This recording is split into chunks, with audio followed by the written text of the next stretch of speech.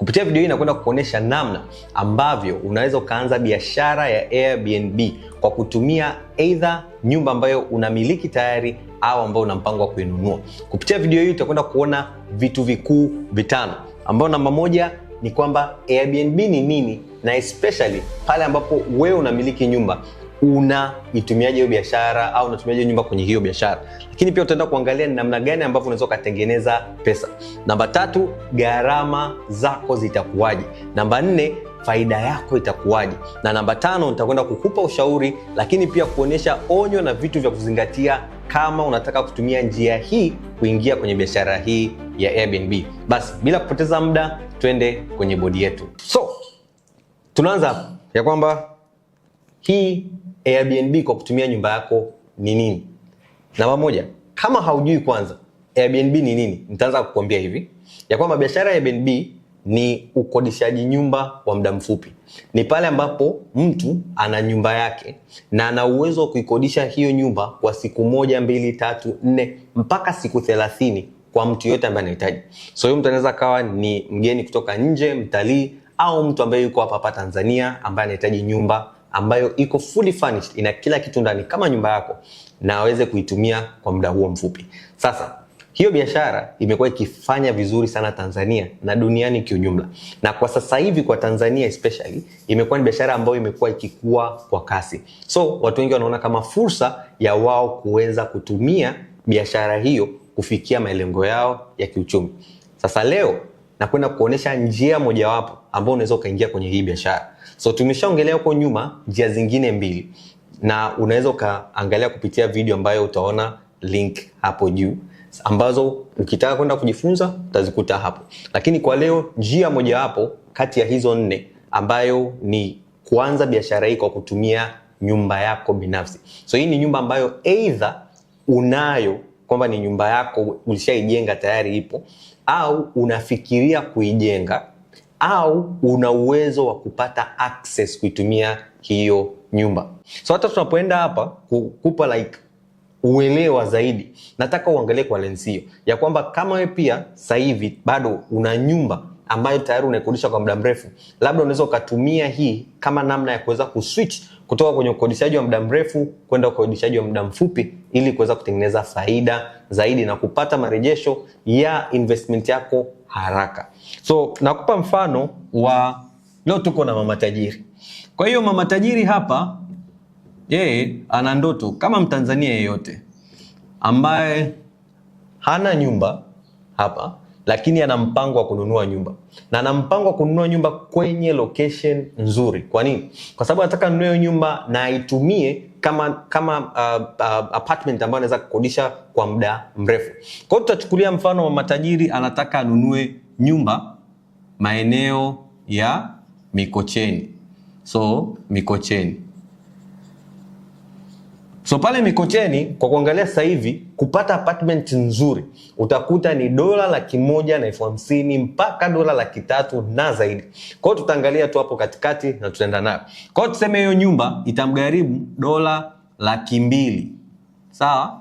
Ambayo ni sawasawa na $570,000. Tuseme hivyo ya Kitanzania. So mama tajiri inabidi awe na $570,000 kuweza kununua hii nyumba ili aweze kuifanyia ukodishaji wa muda mrefu. Na hapa tunavyoongea na nyinyi mnamsikiliza, kwa kweli na assume ya kwamba kwenye kununua changamoto haipo hapo. Na mpaka unaangalia hii video either tayari una access ya nyumba au kununua nyumba kwako wewe sio shida. Kwa hiyo mama tajiri anakwaa hii nyumba, lakini kosa analofanya ni nini? Mama tajiri anachukua hii nyumba na anaipeleka kwenye ukodishaji wa muda mrefu. So tunasema long term rental. Kwenye long term rental, mama tajiri anakwenda kuikodisha nyumba ambayo amechukua 2 bedroom, ambayo mama tajiri anakwenda kuchukua hii 2 bedroom na kuikodisha kwa $1,500,000 kila mwezi. Wapi? Mikocheni. Kwa hiyo kwa mwezi anakodisha kwa $1,500,000. Sio? Na pale anapokodisha kwa $1,500,000 obviously anachukua upfront ya miezi 6 au wengine wanachukua kwa mwaka. Kwa hiyo kwa miezi 6 ukifanya mahesabu hapo utapata kodi ambayo anaipokea kwa miezi 6 ambayo ni milioni 9 kwa 6 months. Kwa mwaka mzima anakuwa ameingiza milioni 18. Pale anapokuwa ameingiza milioni 18, kumbuka in case mtu akija kiondoka, kurudisha hii nyumba kwenye state ambayo aliichukua ikiwa mpya, mara nyingi kuna gharama nyingi ambazo zinakuwa involved, ambazo kiukweli sintazigusia hapa. So anyways, mama tajiri anakuja kuelewa ya kwamba ana uwezo wa kufanya biashara ya ukodishaji nyumba kwa muda mfupi, na akachukua nyumba hii 2 bedroom ambayo tayari ameshainunua na akaitumia kujitengenezea mara 2 au 3 ya hii hela ambayo tunaongelea hapa.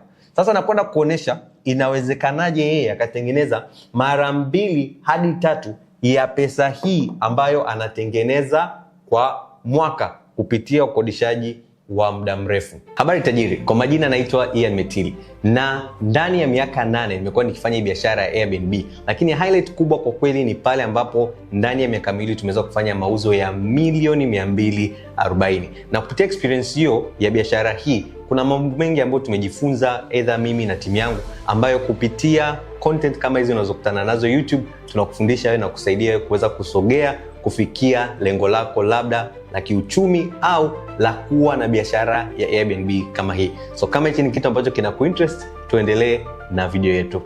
So kitu anachohitaji kufanya kiufupi ni kuchukua nyumba yake ambayo tayari anayo na kuwekea furniture. Kwa hiyo anachokifanya ni kwamba hii nyumba ambayo tayari ipo 2 bedroom tunakwenda kuiongezea furniture na kila kitu, electronics na essentials zote ambazo itaisaidia kubadilisha nyumba kutoka kuwa nyumba ya kawaida mpaka kuwa nyumba ambayo ni fully furnished kwa ajili ya Airbnb. Naomba uelewe kuna tofauti ya nyumba ambayo ni fully furnished na nyumba ambayo ni fully furnished kwa madhumuni ya Airbnb.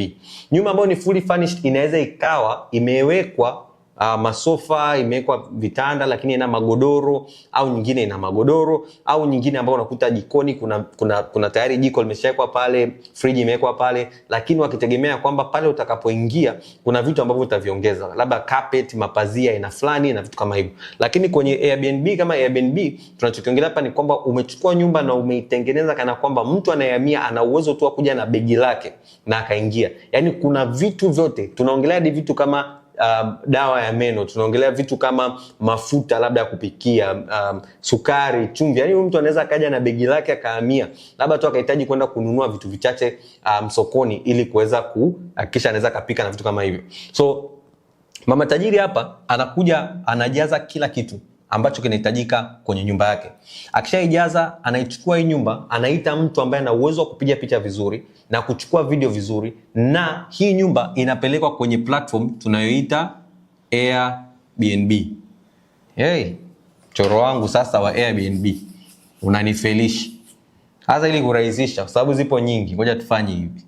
Nichore laptop tu. Kwa hiyo anapeleka kwenye jukwaa either la Airbnb au booking.com. So haya ni majukwaa ambayo una uwezo wa kupeleka nyumba yako kupitia picha ambazo utakuwa umezipiga na kujaza taarifa husika.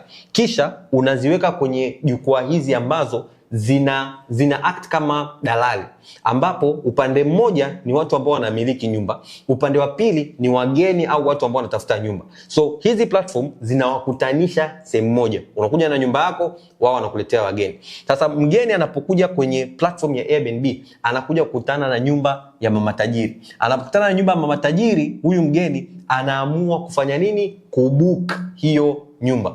Sasa kumbuka ya kwamba hii nyumba kwa mwezi alikuwa anakodisha kwa milioni 1.5, lakini sasa kupitia platform ya Airbnb anakodisha kwa night, au tunasema kwa usiku mmoja, ambapo mtu anaweza kuchukua usiku mmoja mpaka 30 au zaidi ya hapo. Lakini hapa anakuja anailist hii nyumba kwenye platform hii kwa $110. au tunasema kwa Kitanzania ni 284,000 kwa usiku mmoja. Na kwa kuangalia sasa, kwa sababu huyu mtu, kumbuka ni watu tofauti tofauti wana book kwenye ile kalenda siku 30. Kwa hiyo inawezekana leo Ian kachukua tarehe 1, wewe umechukua tarehe 2, mwingine tarehe 3, mwingine tarehe 4, lakini tunaenda kufanya kwa mahesabu ambayo ni realistic zaidi, ambayo kwa Dar es Salaam na nyumba especially ambayo ni mpya, angalau utapata 40% occupancy. Nikimaanisha kwamba kwenye kalenda ya siku 30, 40% ya hiyo kalenda itakuwa occupied. Kwa hiyo 40% ni sawa na siku 12, ambazo kwenye hizi siku 12 tunachukua hii amount ambayo anapokea mara 12, ambayo tukifanya mahesabu yetu hapo inakuwa 304,800. Hii ni amount ambayo anaipokea kwa mwezi.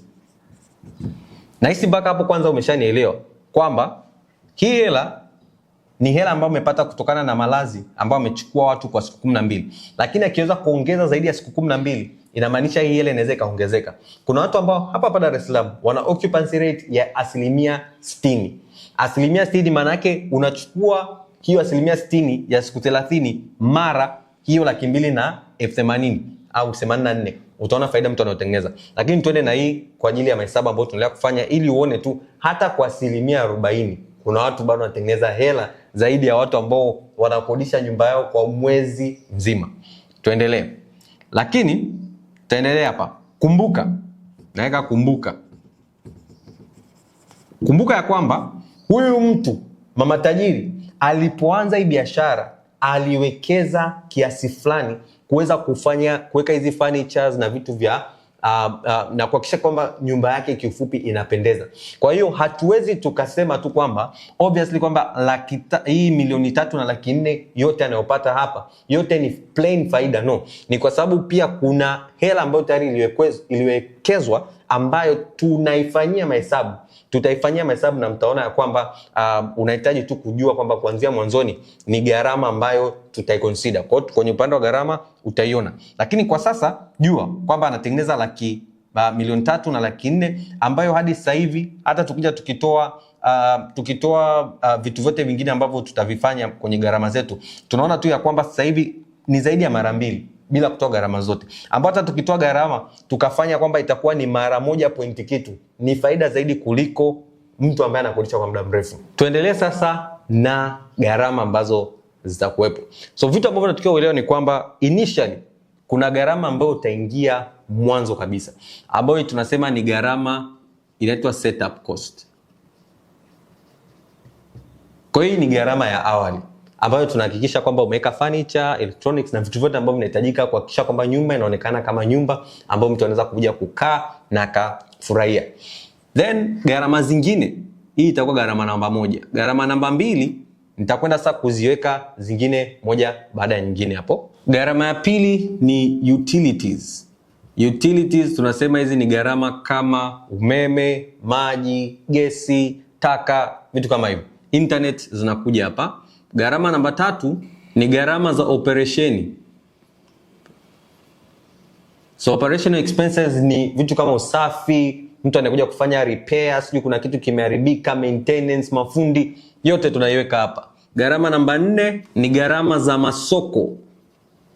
So kwa mtu mwingine ambaye hata tegemea tu platform kama Airbnb na Booking.com na ataamua kuipeleka nyumba yake au apartment yake kwenye Instagram, TikTok na kuamua kufanya matangazo humo, obviously kuna gharama zake. Gharama namba 5 ni gharama za majukwaa, platform na mauzo. So pale ambapo mfano mtu amekuletea mteja kama labda ni dalali, unaamua kutoa labda 10% kama shukrani, au pale unapotumia platform kama Airbnb na Booking.com ambapo unakuta Airbnb wanachukua 3% au unaweza kuchukua option ile ya 15%. Sitaingia zaidi kuzielezea hizo tofauti yake, lakini ndio unaweza kufanya hivyo. Au ukaingia kwenye Booking.com ambapo wanachukua kuanzia 15% mpaka 23 hapo, kutokana na wewe mwenyewe utakavyochagua. Then kuna hizo pia ni gharama ambazo utakuwa unakatwa kutokana na mauzo ambayo yanafanyika. Gharama namba 6 ni kodi, taxes. Kwa hiyo kodi zote, compliance zote za aina yote tutaziweka hapo. Na gharama namba 7 ambayo itakufuata hapo ni mifumo, ambayo hapa tunaongelea systems za kuweza kuendesha hii nyumba yako. Lakini pia gharama ya mwisho ni gharama ya risks. Kwa hiyo kiufupi hapo ni kwamba mtu mwingine ataamua kwamba atajichukulia labda insurance kuhakikisha tu nyumba yake in case hata moto umewaka, then yeye yuko safe. Kwa hiyo kuna gharama kama hizi ambazo zinatokea behind the scene. Hizi ni vitu ambavyo mara nyingi watu wengi hawapendi kuviongelea au hawaviongelei sana, lakini ni gharama ambayo inatokea nyuma ya pazia kwa mwenye nyumba akiamua kufanya biashara ya Airbnb. Na tukiweka hapa nitasema gharama zero. Kwa nini nasema gharama zero? Kwa sababu hii ni gharama ambayo umeshaingia. Hii ni gharama ya kununua, so purchase au kubuild. Kwa hiyo aidha umejenga au umenunua, kuna gharama ambayo umeingia awali kabla ya kila kitu. Kwa hiyo gharama namba 1 na gharama namba 0 hizi zinatokea awali kabisa.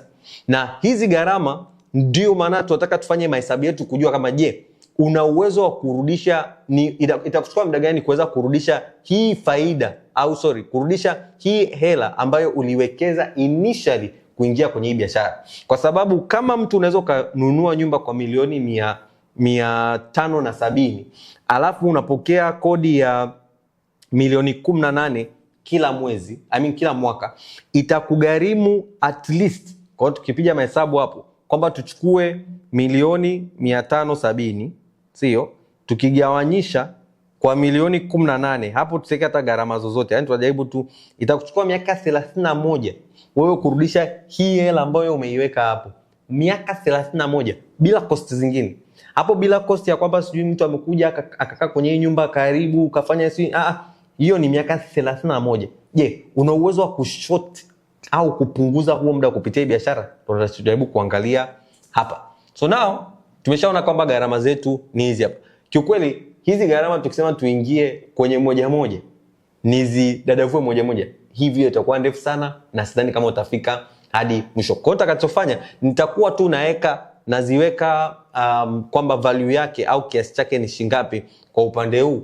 Then wewe baadaye kulingana sana wewe kama kweli utaamua kuingia ndani na kuelewa zaidi, tuna checklist ambayo tumekuandalia hapo chini kwenye comment au kwenye description, ambayo ukibonyeza kwenye hiyo checklist itakusaidia kujua ni vitu gani hivi ambavyo viko specifically kwenye kila category hapa na gharama zake kwako. Sasa inategemea na ulipo. Inaweza ukawa hauko Dar es Salaam, uko mkoani, vitu vingine vikawa very affordable kwako au vingine vikawa gharama yake imepanda. Kwa hiyo kiufupi hapa nitakupa tu rough estimate ili tuweze kupata mahesabu yetu ya kuja sasa kwenye faida na kuelekea na kategori nyingine zinazoendelea hapo mbele. So ili nisipotezee muda wako, kitu nitakachoenda kufanya ni kwamba nitazipachika zote na kuonesha toto hapa, then utaona gharama zote zitakuwa ni shilingi ngapi. So hii ni kama super fast forward.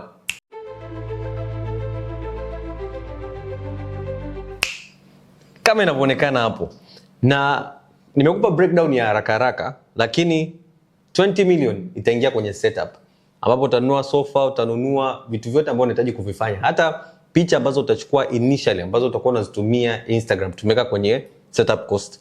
Then kuna utilities. Kwenye utilities hapo tumeshasema umeme, maji na kila kitu vitakuwa vinaingia hapo 160,000. Don't worry, kuna point ambazo nitakuja kukuelezea hapa chini, utaelewa breakdown sometime kwamba inakuwaje ndani ya mwezi mzima umeme, yani bili watu wametumia 160,000 hapo mpuja. Don't worry, nitakuelezea vizuri. Operation kuna 300,000 hapo, umelipa dada usafi, umelipa vitu ambavyo vinahitajika kufanyia usafi kule ndani, makabrasha madogo. Then masoko hapa nimeassume kama utaanza kufanya matangazo online.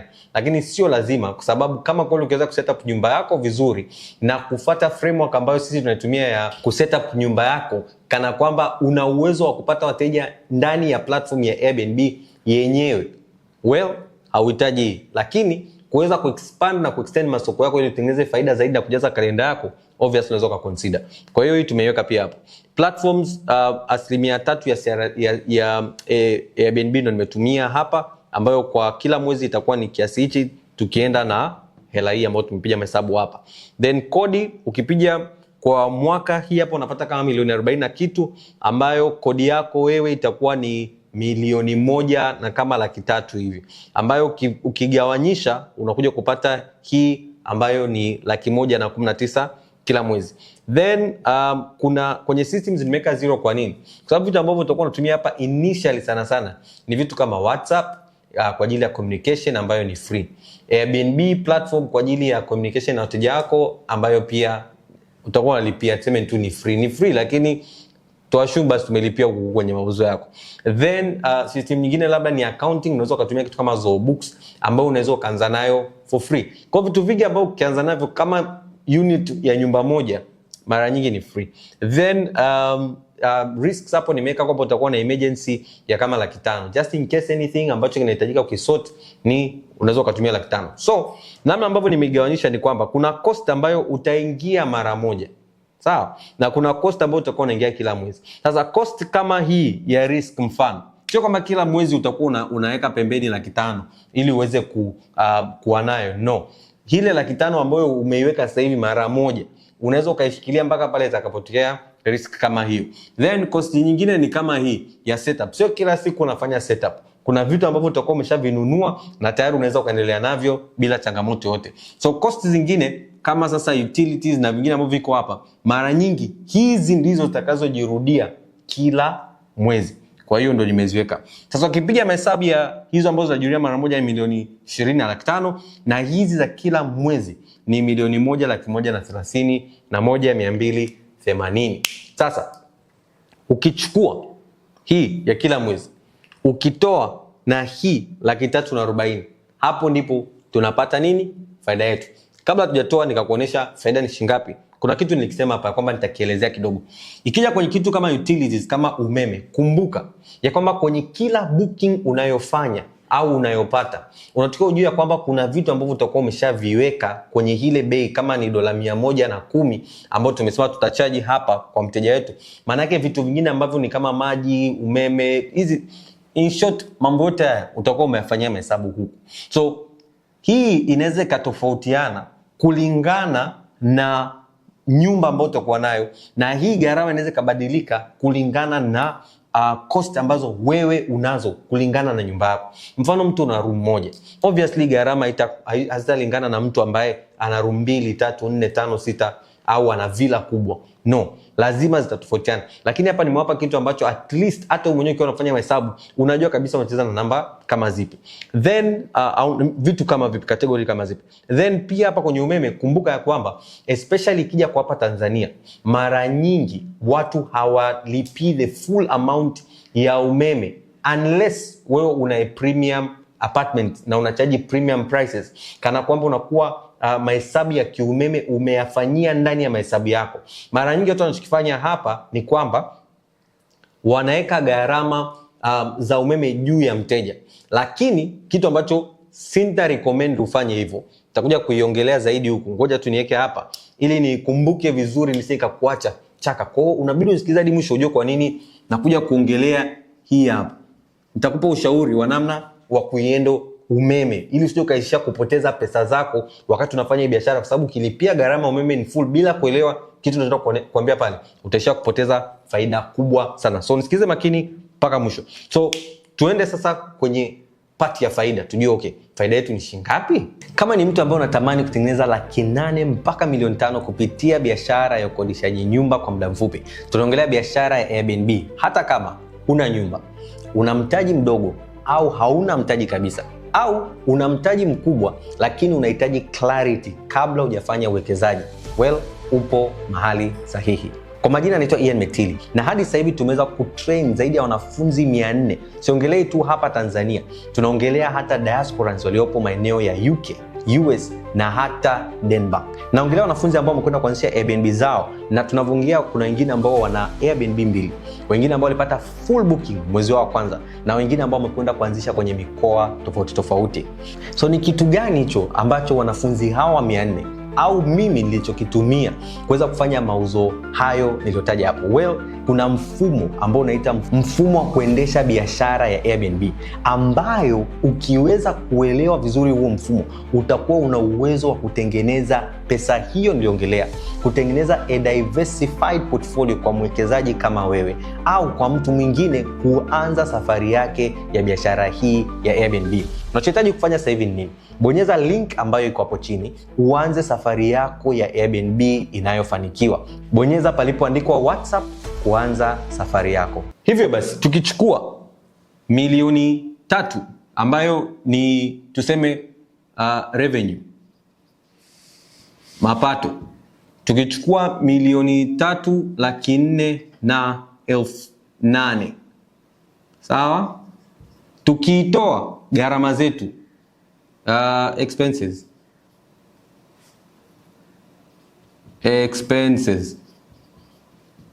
ambayo ni milioni 1,131,000,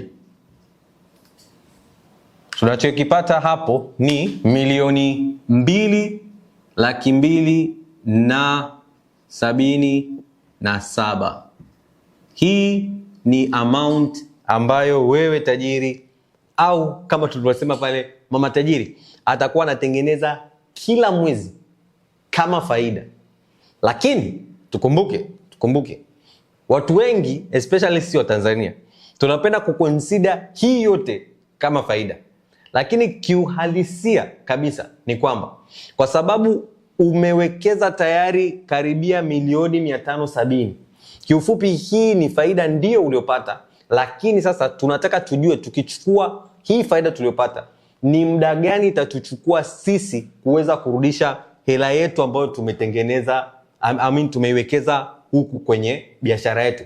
Kwa hiyo nakwenda kufanya kitu tunasema return on investment. Hivyo ROI yetu ni 4.11%, na payback period, muda ambao tunaweza tukarudisha hela yetu, payback period ni miaka 24.3. Ukilinganisha na hii hapa ambayo kiukweli nimesema tujaweka cost zingine ambazo ziko involved, ambayo kwa kuangalia tu hapo wenyewe ilipo ni miaka 31.6.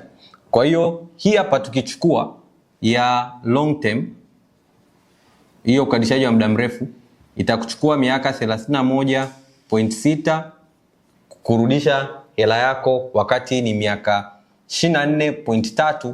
Lakini kumbuka, ukiwa unafanya 40%, kwa hiyo ukiweza kufika sehemu unafanya 60%, maana yake malazi ya watu yameongezeka. Hii pia muda unaendelea kupungua. Ikifika sehemu umefika sehemu ambapo unafanya 80%, kuna watu wanafanya 80% ya occupancy, maana yake kwenye siku 30 watu wanalala kwenye nyumba yake angalau siku 20, na kwa hiyo ongelea 22 kuendelea. Kwa hiyo ukifika hiyo level, inamaanisha nusu ya muda una uwezo wa kufikia lengo lako. Lakini kwenye long term, kumbuka kitu ambacho unaweza kubadilisha hapa sana sana ni kuongeza kodi, na hauwezi kuongeza kodi mara mbili, kwa sababu pia kumbuka nyumba yako inaendelea kuchakaa. So kwa kuonesha tu hapo, nimekuonesha kwamba kupitia biashara hii ya ukodishaji nyumba muda mfupi una uwezo wa kutengeneza faida zaidi. Hii hapa faida zaidi, ambayo hiyo faida ni zaidi ya mtu ambaye anatengeneza akiwa anakodisha kwa muda mrefu. Lakini pia uwezo wa kurudisha hela yako, percentage yake ni kubwa zaidi. Unaweza kurudisha kwa 4% annual return ya investment yako, ambayo payback period uwezo wa kurudisha ni miaka 24.3, wakati huu mwingine atahitaji miaka 31. Lakini kama nilivyosema, tukiweza kuboresha watu wanaokaa kwenye nyumba yako na kuongeza idadi ya watu wanaokaa kwenye nyumba yako na tarehe, au pia tukiweza kuhakikisha kwamba tunapunguza gharama ambazo unaziingia kwa mwezi, then obviously unaweza ukatengeneza faida zaidi na ukapunguza huo muda. Na kiukweli haya mahesabu niliyofanya ambayo tumeconsider property ya $570,000, kama kweli tungeileta kwenye context ya kwamba hii property labda iko maeneo kama pale Victoria, ambapo sasa hivi kwa mwezi mtu anaweza kukodisha apartment.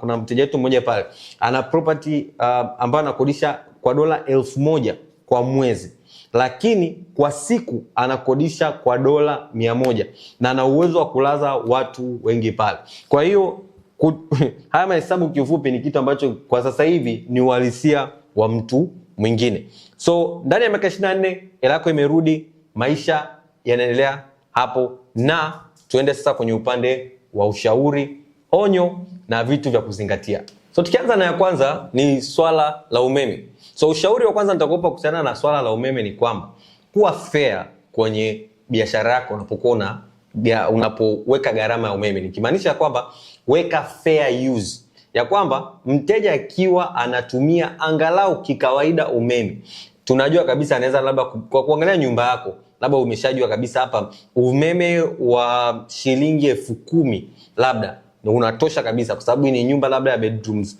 2, watatumia AC zote na wakitumia zote na nini, inaweza ikakuta kwamba ina range kwenye 10,000 au mpaka 8,000 mpaka 12,000. Kwa hiyo weka fair use. Then pale ambapo itatokea kuna mtu ana exaggerate, matumizi yake ni makubwa, unakuwa umeshamwambia kabisa initially ya kwamba tuta provide kutokana na stay yenu labda ni siku 7. Fair use ya umeme kwa siku 7 ni 70,000. Tuta provide umeme wa shilingi 70,000. Lakini ikitokea ya kwamba umetumia zaidi ya hizo units, then una uwezo, tutakutumia labda tutakutumia utaratibu wa namna ambavyo unaweza kununua luku mwenyewe, au utatutumia hela kisha tutanunua umeme na kukuonesha evidence ya kwamba umeme wa kiasi fulani umenunuliwa kwa ajili yako. Sasa hiyo ni kwa watu ambao unakuta ni budget houses, manake nyumba za bei ya chini au nyumba za size ya kati kidogo. Lakini tukianza kuongelea vitu kama premium houses, my friend, ukishaanza kuongelea premium, hauwezi kuongelea masuala ya umeme. Umeme unakuwa tayari umeshaifanyia mwenyewe mahesabu humu. Hiyo ni kitu ambacho tukao ukijue.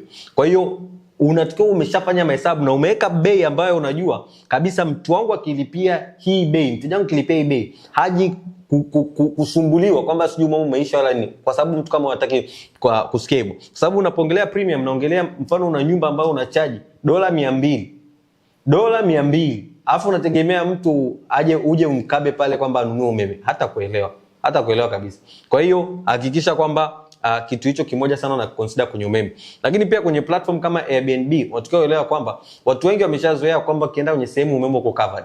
Kwa hiyo weka bei ambayo unajua ina cover umeme, yani just to be on the safe side.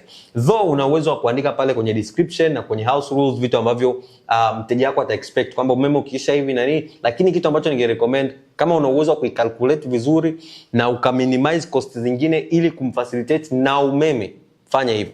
Lakini pia unatakiwa ujue kwamba kuna wateja wanaweza wakaja wakaingia kwenye nyumba wakaasha AC wakaondoka wakaenda town kwa masaa kama 3-4, wanataka wakirudi wakute chumba bado ni cha baridi. Sasa hiyo ni changamoto. Kwa hiyo at least unapomuonesha kwamba in case ukipita fair use wana uwezo wa kulipia au watabidi walipie, basi watu wanakuwa serious zaidi. So hiyo ni swala la umeme. Cha pili ambacho ningekuambia uzingatie ni kwamba usije ukachanganya pesa zako binafsi na pesa za biashara. Separate account. Tenganisha account zako. Kwa nini? Kwa sababu watu wengi wakiwa wanafanya biashara ya ukodishaji, yani hata tukiangalia tukikawaida jamii iliyotuzunguka, hata inawezekana unanisikiliza hapa sasa hivi, kama unafanya ukodishaji wa nyumba muda mfupi, mara nyingi hii hela ambayo unapata kama mwenye nyumba mara nyingi inaishia kwenda kufanyia kila kitu, yani labda kulipia ada, vikoba, sijui michango ya nini, pesa zako tu binafsi za kutumia na kadhalika. Then unakuta mtu anakosa hela hata ya kuendesha biashara yake. So in case umeamua kabisa kwamba unafanya hii biashara, tenganisha hela zako na hela zako binafsi na hela za biashara. Kama utakuwa hapo, jiweke kwenye payroll kwamba utakuwa unachukua kiasi fulani, na au unaweza pia ukawa mjanja zaidi wa kufanya nini? Kwa kufanya kwamba kwenye kila hela unayopata hapa una assume kama ingekuwa hiyo nyumba unaikodisha kwa muda mrefu, kwamba kila kila mwezi lazima ungekuwa unalipia milioni 1.5. Kwa hiyo milioni 1.5 either utaitoa hapa, kwa sababu hapo ukitoa hiyo milioni 1.5 bado kama 700,000 hivi. Hiyo 700,000 ndio ikawa kama sasa faida ambayo umeipata, unaweza ukaitumia anyhow. Lakini hiyo milioni 1.5 unaamua kuwa very unakuwa mkali kwako wewe mwenyewe kwamba hii milioni 1.5 naiweka pembeni, labda nitakuwa ni kama najilipa kodi, naiweka labda kwenye UTT au naingiza au naiweka pembeni kana kwamba ikishafika kiasi fulani niweze kuwa na nyumba nyingine. So usifikirie kwamba kwa sababu una nyumba moja basi umefika. Tenganisha account na ujue kwamba una potential ya kuweza kukua na kukuza hii biashara yako vizuri. Na kama ukielewa biashara njia zingine ambazo tumefundisha ambazo ni kama rental arbitrage, unaweza kutumia nyumba za watu wengine baada ya kuelewa mfumo wa kuendesha biashara, na ukatumia hizo faida ulizopata kwenda kutumia nyumba za watu wengine bila kuingia gharama ya kununua, na ukafaidika na ukatengeneza pesa nzuri. Kwa hiyo huo ni ushauri wa pili. Onyo. So kumbuka hapo nimetoa ushauri lakini pia kuna onyo, kama umeelewa. Na huko kwa ndani naongelea vitu vya kuzingatia. Lakini onyo ya mwisho ni kwamba usije ukajikuta unaingia kwenye hii biashara bila kuelewa ya kwamba biashara yoyote inahitaji mifumo. Mafanikio ya biashara yoyote sio kwa sababu una hela au huna nyumba then unaenda kuanzisha kitu kwa sababu tu una hela na nyumba unaenda kuanzisha hii biashara. No, unahitaji kujua kwamba biashara ya Airbnb inahitaji mfumo thabiti wa kuweza kuendesha ili uweze kuifanya vizuri. Kwa hiyo ni kitu gani ambacho ningekushauri kwa hilo onyo? Tafuta maarifa. Rafiki yangu, tafuta sehemu ambayo unaweza kujifunza vizuri, na kiukweli kwa sasa hivi sijui kama kuna sehemu yote nzuri ambayo unaweza kujifunza kikamilifu biashara hii ya kukodishaji nyumba muda mfupi kama sio kwenye kozi yetu ya Airbnb Kitajiri Pro. Hii ni masterclass ya siku 7 ambayo tumeingia kiundani tukionyesha mfumo mzima wa namna ambavyo unaweza kaendesha biashara ya Airbnb inayofanikiwa na kusaidia kutengeneza 800,000 mpaka 500,000 kwa mwezi. So kama wewe ni mtu ambaye kiukweli una shauku ya kujua namna ya kufanya hivyo na kupata watu ambao kiukweli wanakujali na wanataka kuona ukifanikiwa, basi hapo chini kwenye description utakuta tumeweka link kupitia ambayo itakupeleka WhatsApp, ambapo humo utaenda kupata kozi yetu, au kwenye description hapo ya kwenye comment section utaiona link hiyo. Bonyeza haraka kabisa. Na cha mwisho ambao ningekupa kama ushauri sasa tajiri ni kwamba jua nguvu yako na mapungufu yako, kwa sababu itakusaidia sana. Kama unajua kabisa wewe una uwezo wa kupata nyumba, una hela ya kuweza kufanya hivyo, lakini hauna uwezo wa kufanya usimamizi, basi tafuta watu wa kufanya usimamizi. Kwa hiyo unaweza ukamtafuta mtu ambaye atafanya usimamizi, ambapo mnaweza mkakubaliana kugawana faida. Kwa hiyo mara nyingi utakuta ina range kuanzia 20% mpaka 30%, lakini unajua kwamba stress zote za kumanage wateja, za kumanage platform ya Airbnb, kupata wateja na vitu vyote haikuangukii wewe, inamwangukia mtu mwingine. Hii inamsaidia sana yule mtu ambaye kiukweli anatamani kupata kuingia kwenye opportunity ya Airbnb, lakini sio yeye ajishughulishe na mambo ya kila siku kuhusiana na hii biashara yetu, lakini afaidike nayo. So kwenye usimamizi kupitia biashara yetu ya Tajiri BNB tunafanya hivi. So tunachukua nyumba na tunakaa chini na wewe mwenye nyumba, tukijua ya kwamba una mpango fulani, labda mimi nataka angalau ninatengeneza kiasi fulani kwa mwezi, na tayari una apartment nzuri, ipo kwenye location nzuri na ina fit criteria zetu. Then kitu ambacho tunaweza tukakifanya ni kukaa na wewe pamoja mezani na kujua namna gani ambavyo tunaweza kufanya kazi kwa pamoja, ambapo sisi tutakuwa tukifanya usimamizi na wewe ukileta nyumba na capital ambayo inahitajika ku set up hiyo nyumba ili iweze kuwa kama Airbnb.